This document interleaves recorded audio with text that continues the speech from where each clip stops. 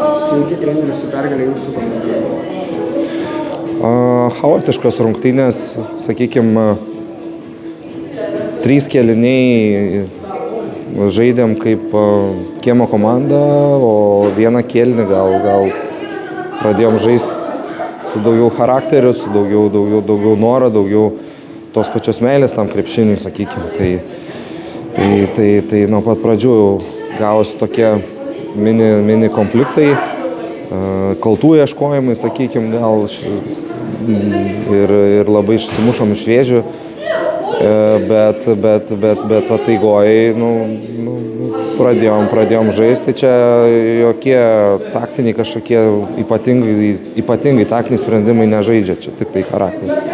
Kaip grįžom į rungtynės, tai čia vienintelis pozityvas charakteris ir tas pergalė. Po 2 kėlinių atsilikinėti nedaug, bet 3 kėlinį pradėjote labai prastai. Kas lėmė, kad su prastai energija pradėjote, nes pakeitė visą 5-tuką paskiau po kelių minučių? Matyt, čia mano kaltė, kad per ilgą pertrauką nesugebėjau užvesti tos komandos, sakykime. Ir tam trečiam mes vėl pradėjom blogai ir tiesiog labai pyktis iš tikrųjų paėmė, tai sakau, jeigu jūs nenorit, mintyse galvoju, jeigu jūs nenorit, nežaiskit, tai paėmė visus 4. Jeigu būtų 5, sakykime, ne jaunas, nes vis tiek dar rungtynės nepralaimėtos, o mes tikrai visi nuo suolo žaidėjai gali duoti naudos ir tas žaidimas neturėtų keistis į blogesnį dalyką, sakykime, tai suleidau visus kitus, kurie parodė, kad nori žaisti ir po to eigoj dar vieną kitą įsileidinėjom to žaidėjus tą, ką reikėjo. Ir žinot, čia kaip kortų namelis, sugrius vienas, sugrius antras, sugrius visą komandą. O jeigu atsistos vienas, pamatys antras, jeigu vienas nesistengs ir kitas nesistengs, jeigu pradėsi stengtis ir kitas stengsis, tai čia komanda tokia yra,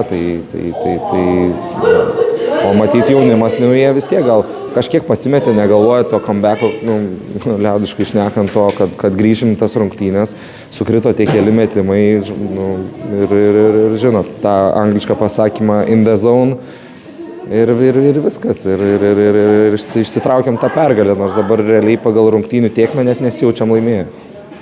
Ir paskutinis klausimas, ką darėte geriau tame sugrįžimo laikotarpyje, nei visų rungtynių metu, kad pavyko grįžti? Atsipalaidavom, pradėjom mėgautis žaidimu, nes tiesiog reikia žaisti krepšinį. Ir pradėjom aktyviau šiek tiek gintis, viską keistis gynyboje ir aišku, kai tu apsigini natūraliai, tai tau lengviau užpulti ir matyt, pavyko išsitraukti tą pergalę, bet reikia ir tokių pergalių.